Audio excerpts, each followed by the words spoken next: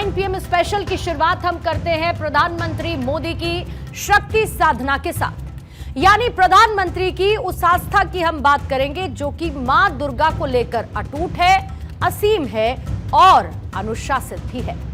आप में से कई लोग ये जानते भी होंगे और शायद जो ना जानते हों कि प्रधानमंत्री मोदी हर नवरात्र पर बहुत ही कठिन उपवास रखते हैं। इसी दौरान उनकी कठिन दिनचर्या और उसमें मौजूद शक्ति हमेशा से चर्चा के केंद्र में रही है। आपको याद होगा कि अभी हाल ही में प्रधानमंत्री मोदी ग्रेटर नोएडा, राजस्थान और फिर उसके बाद यानी राजस्थान के बांसवाड़ा और फिर दिल्ली में एक कार्यक्रम में शामिल हुए थे।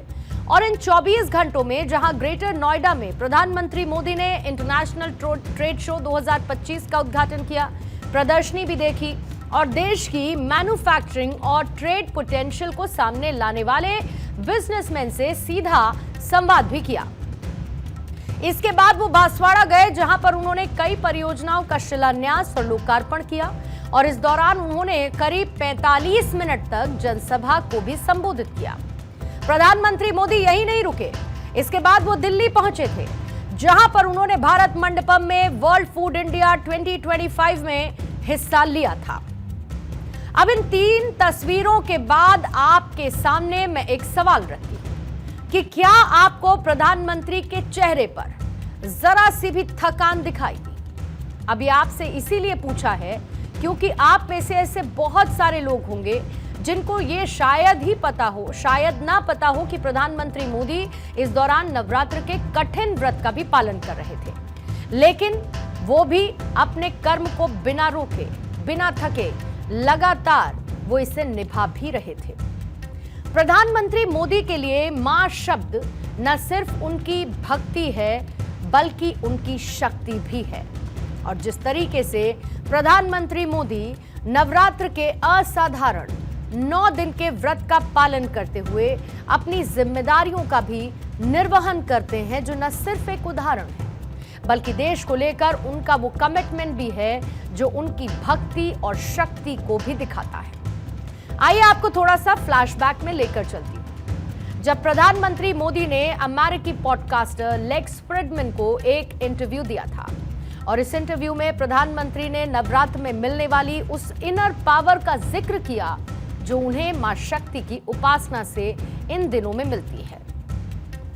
इस इंटरव्यू में पीएम मोदी ने इस बात को जाहिर किया कि लंबे समय तक खाने का त्याग और केवल पानी का सेवन करने से उनकी इंद्रियां असाधारण रूप से सक्रिय होती हैं और सोचने समझने की उनकी क्षमता भी कई गुना बढ़ जाती है।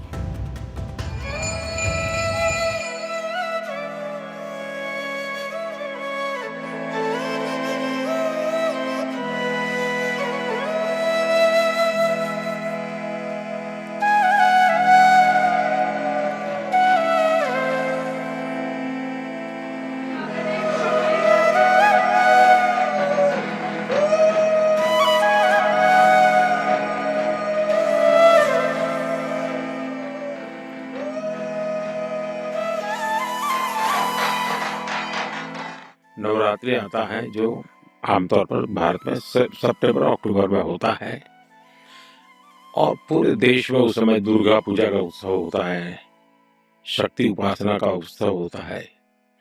वो एक 9 दिन का होता है, तो उसमें मैं पूरी तरह सिर्फ गर्म पानी पीता हूँ।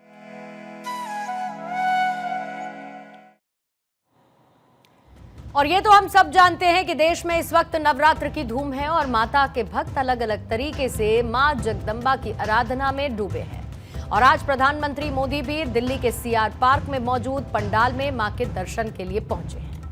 आज नवरात्र में अष्टमी का दिन है और ऐसे में प्रधानमंत्री मोदी सीआर पार्क के दुर्गा पंडाल में पहुंचकर दुर्गा पूजा में शामिल हुए।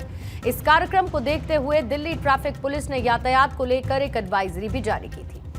नवरात्र के दिनों में प्रधानमंत्री के अंदर की ऊर्जा देखते बनती है और अब हम उस दुर्गा पंडाल का विश्लेषण करेंगे जहां पर आज प्रधानमंत्री ने मां शक्ति रूप के दर्शन किए, पूजा पाठ की, जहां पर सीआर पार्क यानी कि चितरंजन पार्क में प्रधानमंत्री मोदी मौजूद थे। आपको यह भी बताऊं कि जैसे कि लाल किला और इंडिया गेट दिल्ली की ऐतिहासिक पहचान है, वैसे ही बंगाली संस्कृति का जीवंत एहसास सीआर पार्क है और हर साल शारदीय नवरात्र के मौके पर यह स्थान मानो कोलकाता का अक्स बन जाता है, उसकी एक इमेज शैडो बन जाता है। आलम यह है कि इस जगह को मिनी बंगाल भी कहा जाता है। आपको यह भी बताऊं कि सीआर पार्क में होने वाली दुर्गा पूजा को दिल्ली एनसीआर की सबसे अहम दुर्गा पूजा माना जाता है। यहां पर हर साल भव्य पंडाल, सांस्कृतिक कार्यक्रम और धार्मिक अनुष्ठान आयोजित होते हैं। साल 1970 के दशक में बने हुए काली मंदिर परिसर को बंगाली समुदाय का आध्यात्मिक और सांस्कृतिक केंद्र माना जाता है। प्रधानमंत्री मोदी की शक्ति साधना का कोई सानी नहीं। प्रधानमंत्री की जिंदगी में मां के मायने क्या हैं, ये हर कोई जानता है और कई बार प्रधानमंत्री की शक्ति साधना की वो तस्वीरें हम सब ने देखी और जिसे देखकर हर कोई नतमस्तक भी हुआ।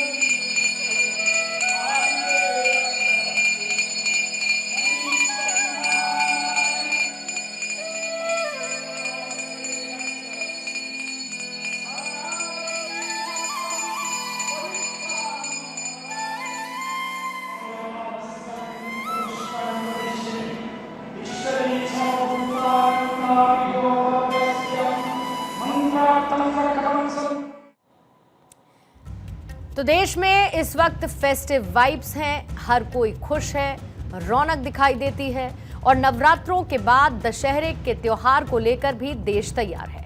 हालांकि त्योहार के इस रंग में बारिश ने जरूर कुछ खलल पैदा की और ऐसे में उस नुकसान का विश्लेषण भी करना होता है जिसने रावण के पुतला बनाने वालों को एक बड़ा दर्द दिया है। देश भर में जहां पर हर शहर में दशहरे के मौके पर रावण का दहन होता है, लेकिन क्या आपको ये पता है कि इन पुतलों को बनाने में कितने दिनों की मेहनत लगती है, कितना पैसा लगता है? आज देश के कई हिस्सों में मौसम में अचानक से बदलाव आया। तेज बारिश ने भले ही गर्मी से लोगों को राहत दी हो, लेकिन इसी बारिश की भेंट वो रावण के पुतले भी चढ़े जिन्हें दशहरे के दिन जलाना था। और आज भारत 24 की टीम ने भी इसका आकलन किया है। हमने उन लोगों से बात की जिनका काम है रावण के पुतले बनाने का। ऐसे में इस बारिश ने उन्हें कितना नुकसान पहुंचाया, कितनी परेशानी दी, ये भी हमने जानने की कोशिश की है।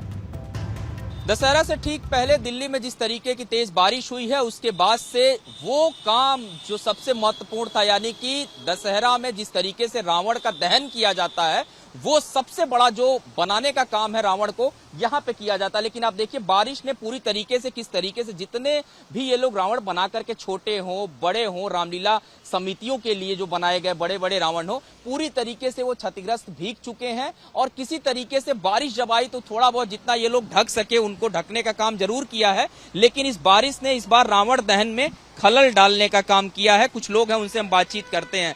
ये बताइए कि जिस तरीके से तेज बारिश हुई होगी, बहुत दिनों से आप इस काम को कर रहे थे, कितना नुकसान आप लोगों का हुआ है? ये भैया 1-1.5 लाख का नुकसान होगा। कितने दिन लग जाते हैं इसको बनाने में? इससे बनाने में 3 महीना लग जाते हैं, पूरा 3 महीना। पूरा रात दिन काम करे थे, पूरा रात दिन। छोटे छोटे बच्चे लगाए, बहू लगाए, लड़के लगाए, काम हर जा गए, रोटी पानी भूखे मर गए, तभी बनाए गए रावण तैयार कर। कितने परिवार इस काम से यहाँ जुड़े हुए हैं? क्योंकि इससे बहुत परिवार होंगे। बहुत परिवार नहीं, 3 लड़का हैं, 3 लड़की हैं। आदमी ये करने वाला नहीं, फालिस गिरी हुई, तो यही मेहनत मजदूरी करके उधार व्यवहार करके 4 पैसा कमाए। सिर्फ यही काम करते हैं त्योहार में? त्योहार में हाँ बस। कितना लागत आपने लगाया था इसमें जो खर्च खत्म हो गया? लग जाते कम से कम 50,000 रुपया लग जाते लगभग। और उम्मीद थी कि कुछ पैसे आप लोग जोड़ लेंगे? 60-70 हजार रुपया जो है पाए जाए इसमें। तो ये तो साफ है कि आने वाले कुछ ही वक्त में दीपावली का भी त्योहार होगा और ऐसे में बदलता हुआ मौसम बड़े नुकसान की वजह भी बन सकता है। लेकिन फिलहाल तो मोदी सरकार ने जीएसटी 2.0 को लागू कर पहले से ही बाजार को एक बड़ी संजीवनी दी, जिसने बाजार की रौनक को लौटाया है। और आज आलम यह है कि दिवाली से कई रोज पहले ही लोग इसी जीएसटी 2.0 के चलते दीपावली जैसी खुशी को महसूस कर रहे हैं। यानी मौसम भले ही कितना खराब हो, इस बार की दीपावली देश की अर्थव्यवस्था को बूस्टर डोज देगी और ये अब तय माना जा रहा है।